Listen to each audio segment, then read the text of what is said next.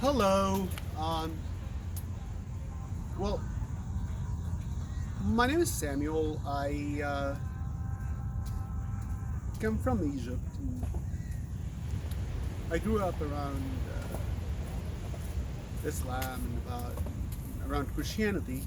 Uh, what I want to address today is something that um, I don't think is being addressed enough, if at all. Uh, that thing is a major difference between Islam and Christianity.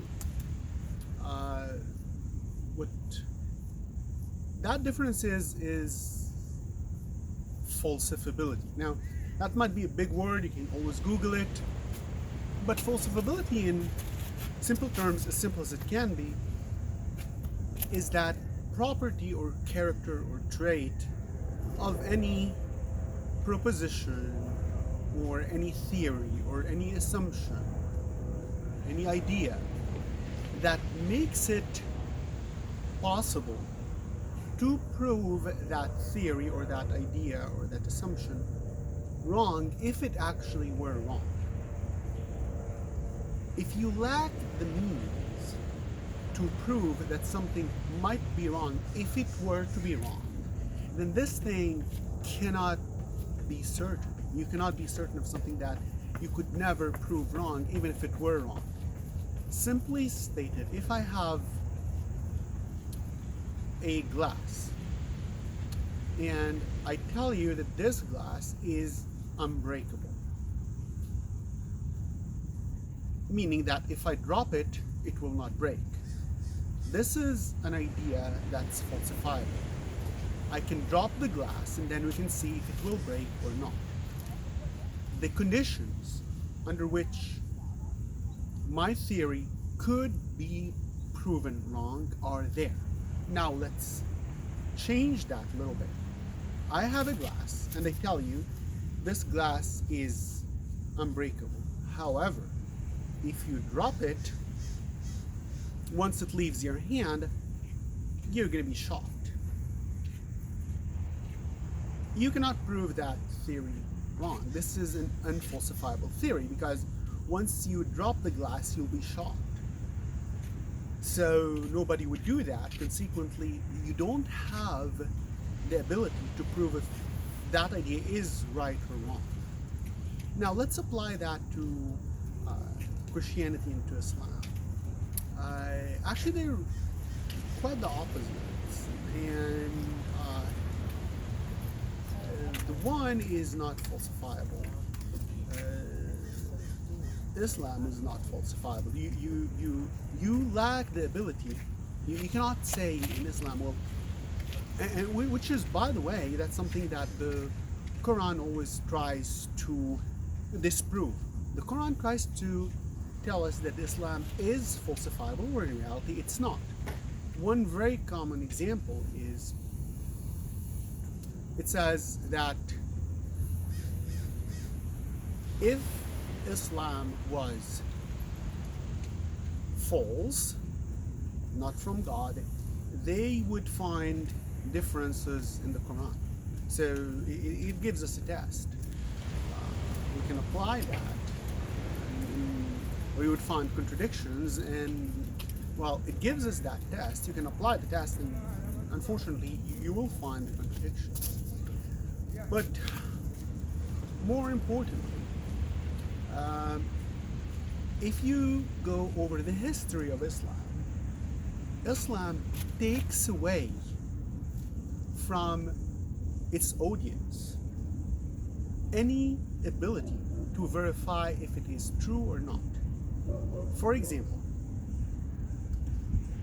in Christianity, in the New Testament, we have so many people writing the New Testament. Well, here's what that means. What that means is that it makes it very difficult for them to agree on a lie. Here are what the problems would be. If I were to say that there is actually a very funny clip, I'll try to find it and share it in the description. And it proposes this idea how silly it would be for all these people to agree on a lie. Here is why that makes it falsifiable. I can put it in these terms. If they were lying, the following would happen. If Paul and John and Peter and Matthew and Mark and Luke, all these people, and there are others like James, like Judah, if all these people were to agree on a lie, saying that they saw Christ raised from the dead, they saw him on the cross, that they saw his miracles, and that his apostles, like Paul, like Peter, made or performed miracles themselves. Here is where that would fall if that was a lie. We take James, the brother of John, and we have him killed for telling that lie. That's what happens in the book of Acts. Herod takes James and he kills him for being associated with Christ, for preaching that message that he was raised from the dead. Now, what do you think would happen to the other people? Like if 6 random people came together, agreed on a certain lie, that they're going to say, let's say that they were in that restaurant, and then after the waitress got the money from them, she flew through the window. She's a witch. She flew through the window. Okay, let's assume that. Now, you get these people and you shoot one of them in front of the other 5, telling them. That's what happens when you say that the waitress flew through the window.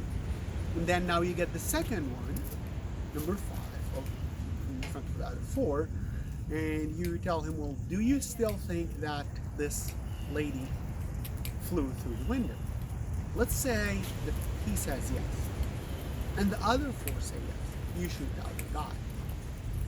How many do you think you would need to shoot before the ones who are left would recant and say, well, no, she did not fly?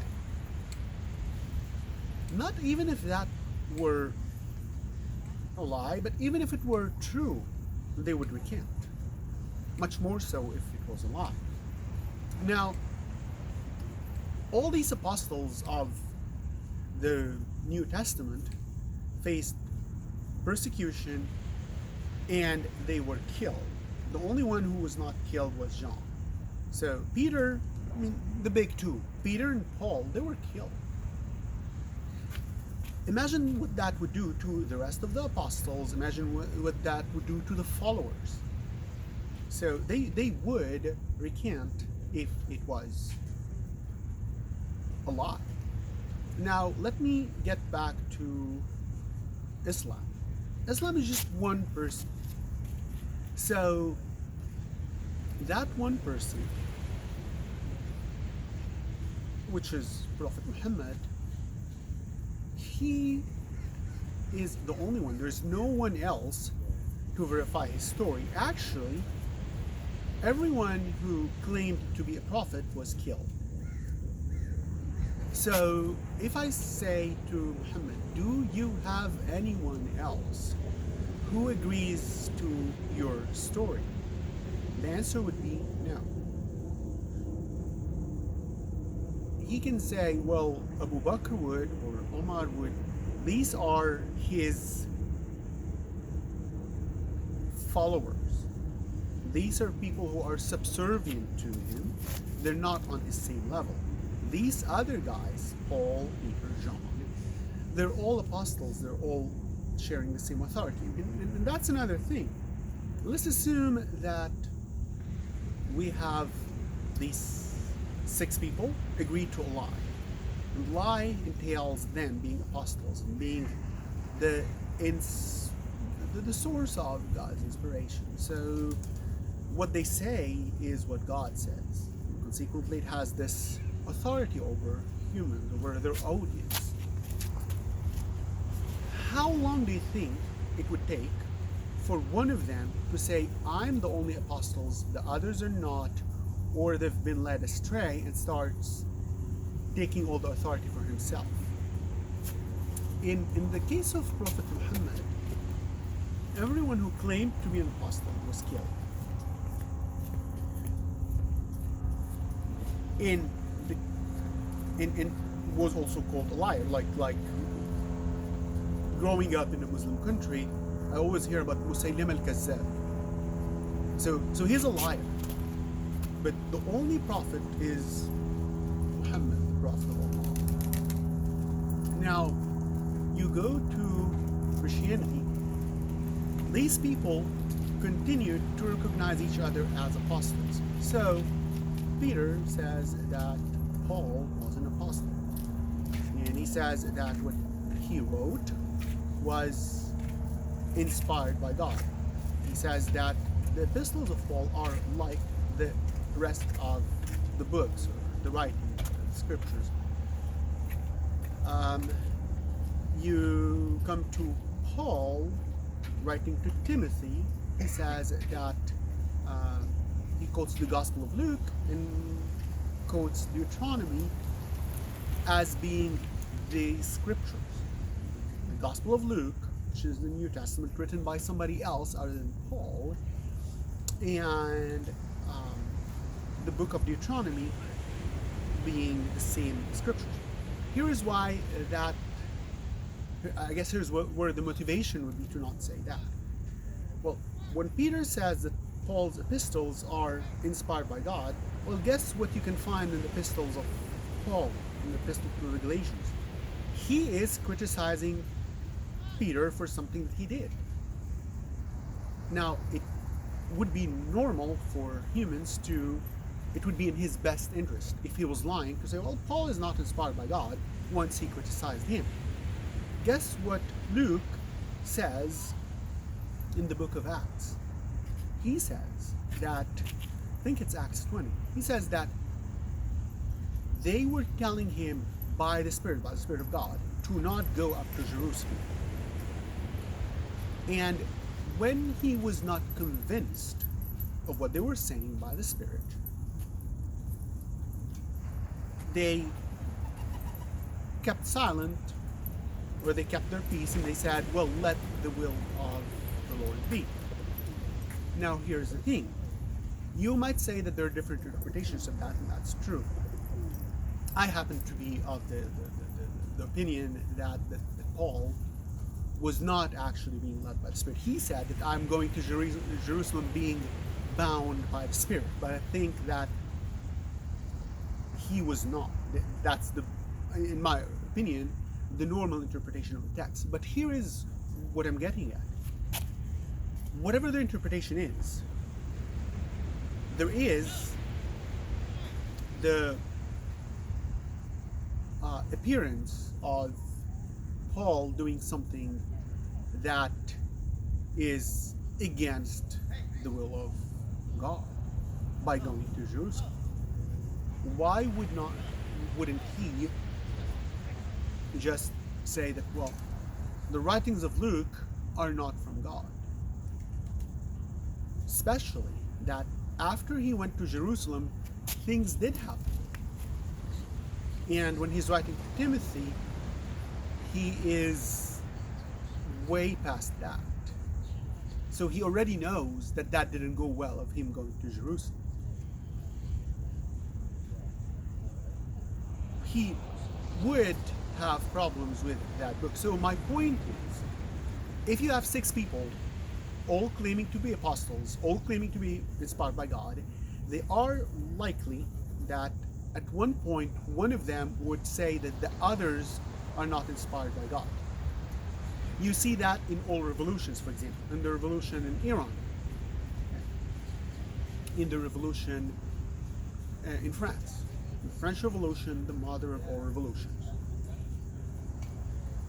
there are always two parties, and then between the two parties, there's always a division, and one ends up killing the other or exiling them, or something like that. So, what I'm referring to in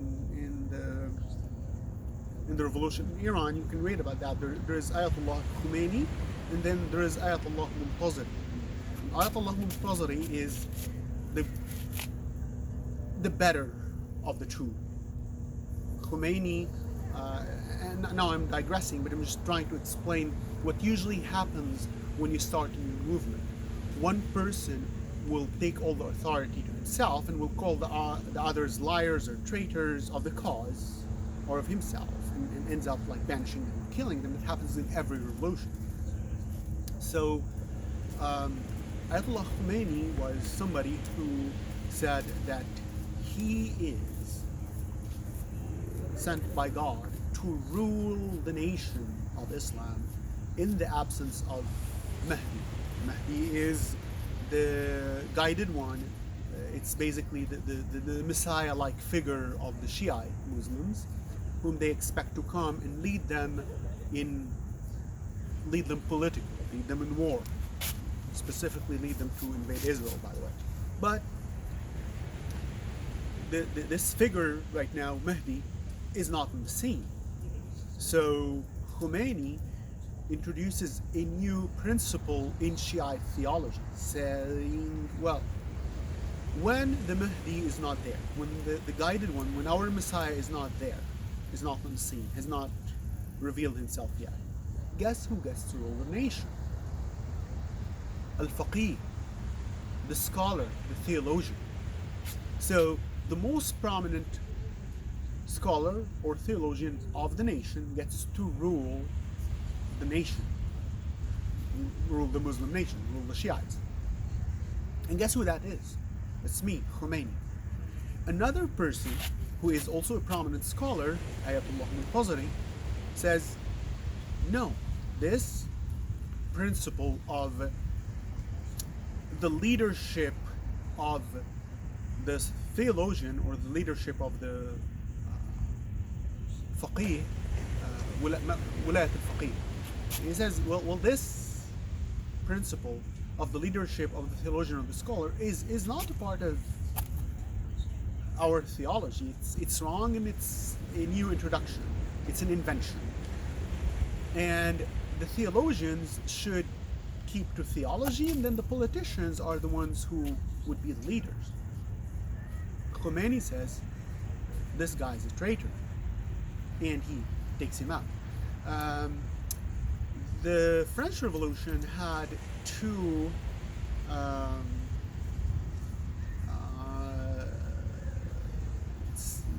groups as well. There were, I think, the Girondins and the Jacobins, and I don't really know how do you pronounce it. I mean, I think I'm pronouncing it right, but the Jacobins are the ones who are centered more in Paris, and then the Girondins are the ones who are centered in the south, or in Bordeaux, and the ones in Bordeaux are the less bloody ones. They're the good, civilized part of the revolution. The Jacobins are the ones with the guillotine. Okay? And guess what happens? The Jacobin says that the Girondins, the ones in the south, are traitors of the cause. They kill them. So that's what's expected to happen. That's what Prophet Muhammad did.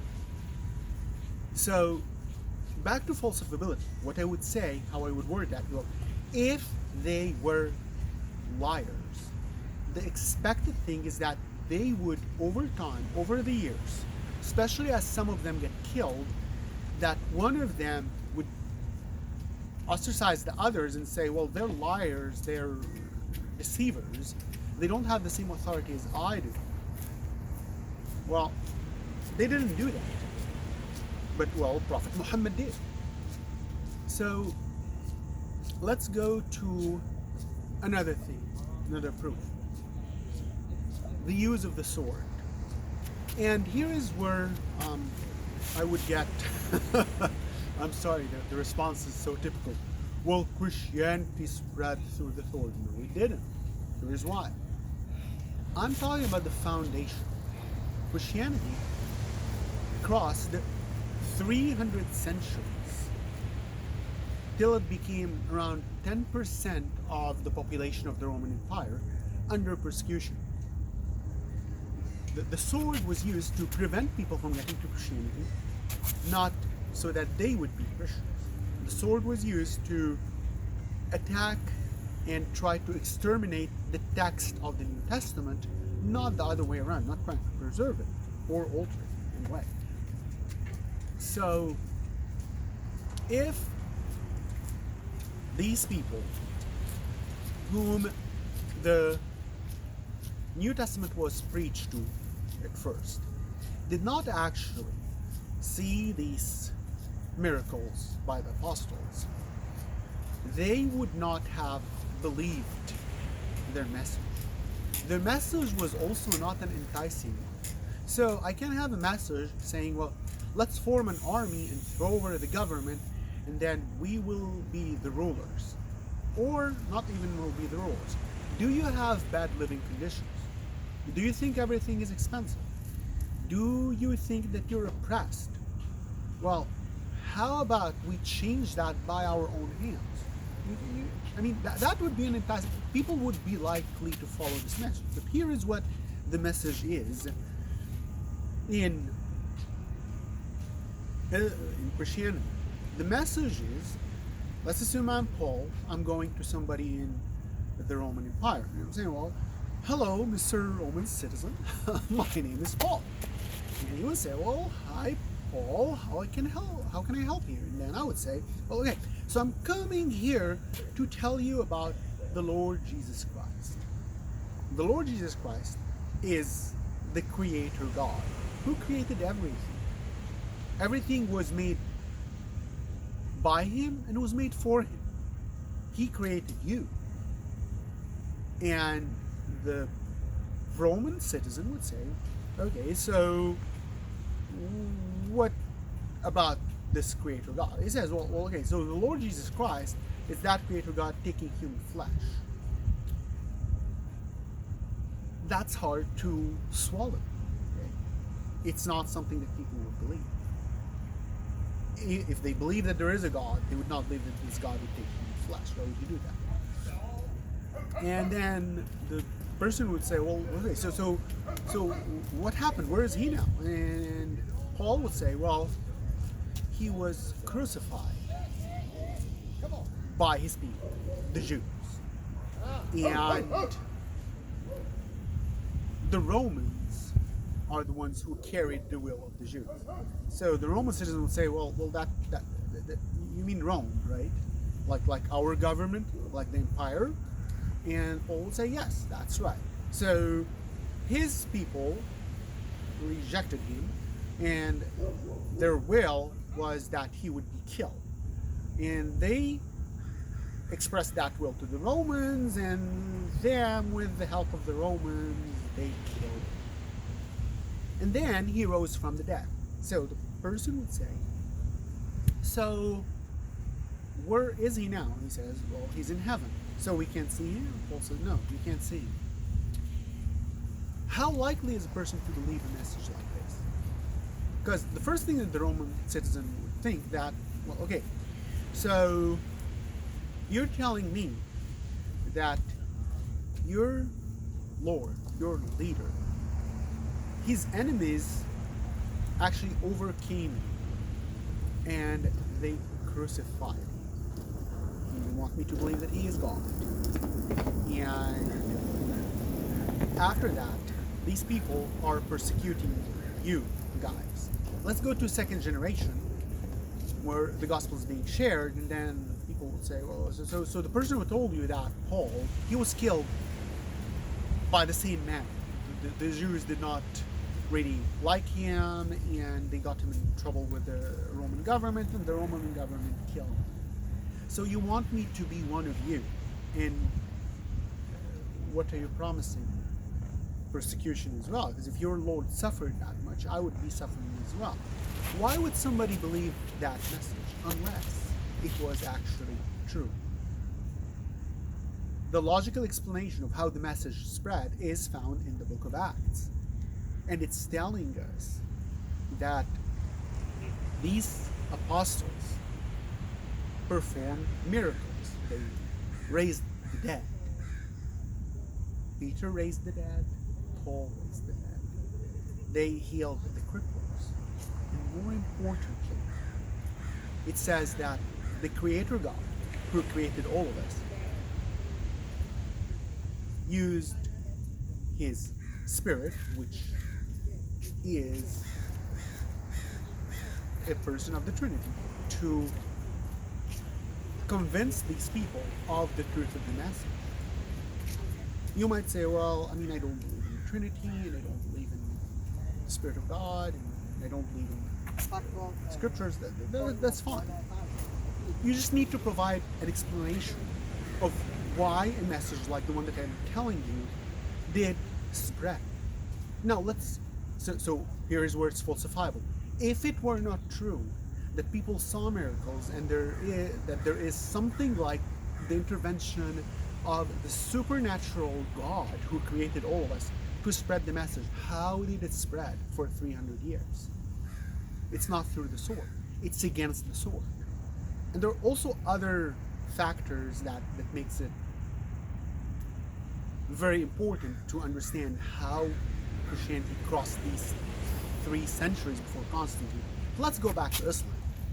You would ask me, well, how did these people believe the Prophet of Islam? I would say, well, they actually didn't. What happened is, the Prophet of Islam spent years in Mecca, where he originally lived. He preached his message. Nobody believed the message. Well, maybe it's because they're evil. Okay? But then, people were still evil in Christianity's time. Humans are evil, that's fine. But then, of the evil humans, God intervened and made some of them good enough that they believed the message. God gifted them the faith in Christianity. In Mecca, that did not happen. Prophet leaves Mecca and goes to a place called Medina. Medina means city. It's called Yathrib. That's the name of this city. So we call it Medina, which is a city, but the name of that city was Yathrib. So he goes there, acquires an army, and then goes back to his home town of Mecca and invades it. And then everyone believes it. Here is the question. If people actually believed that Muhammad was the Prophet of Allah, why did they come out in the morning to fight him? And after he overcame them, he beat them in battle and he took over their city. What changed? So that made them believe that he actually is the Prophet of God? That's not true.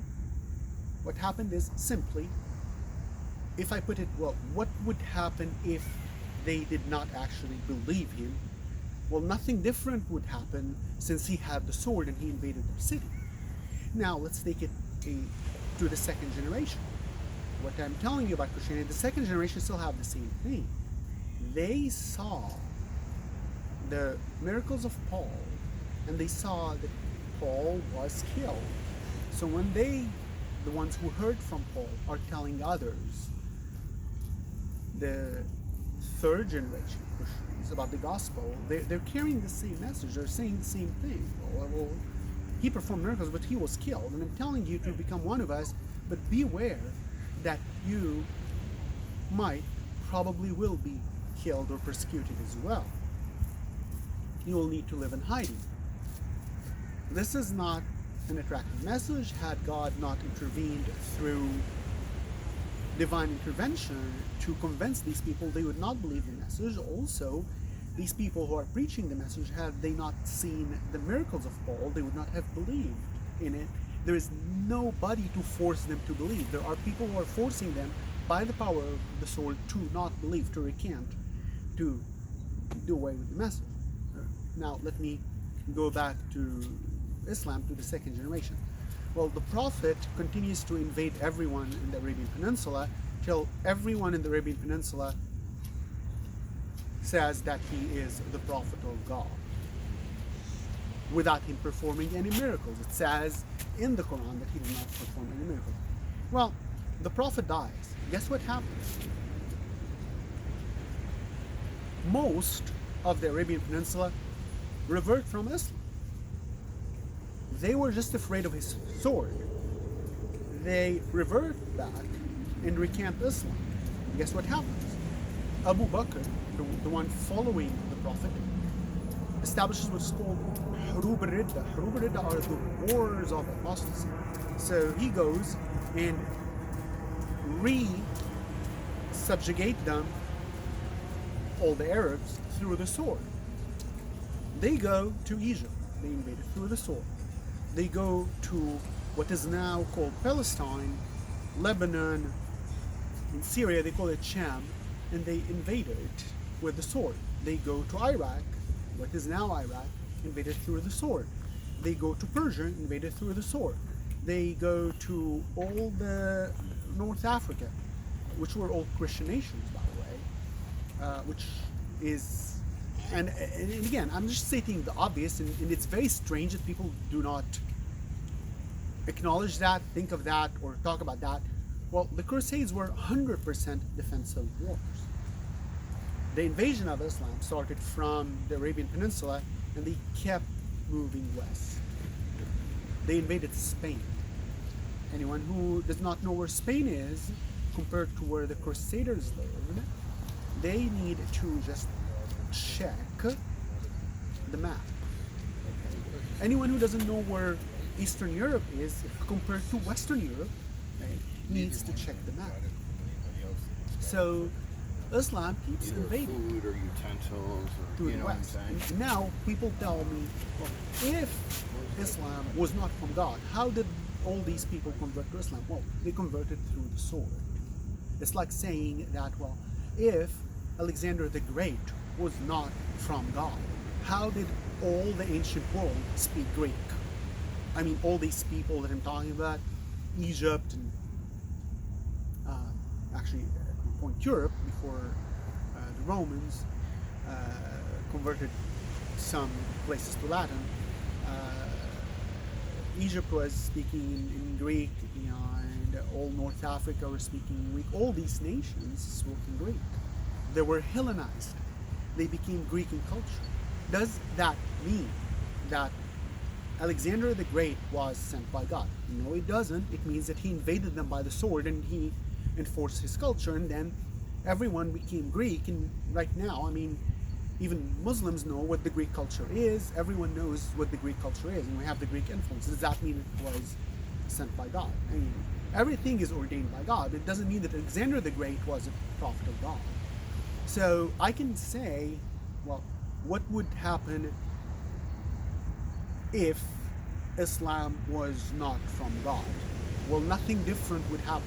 We cannot say, well, if it was not from God, they would not believe in him. If it was not from God, people would not believe Islam. And if it, I'm sorry, what I mean is, if Islam was from God, people would believe the message. If Islam was not from God, people still would believe the message because of the sword. So you lack the ability to word the spread of Islam in this manner. If Islam was not from God, so and so would happen. So the belief in Islam would have happened whether it was from God or whether it was not from God because of the sword. Christianity is not the same. So this video again is so long, I'm going to need to edit it, and then we'll see. Thank you.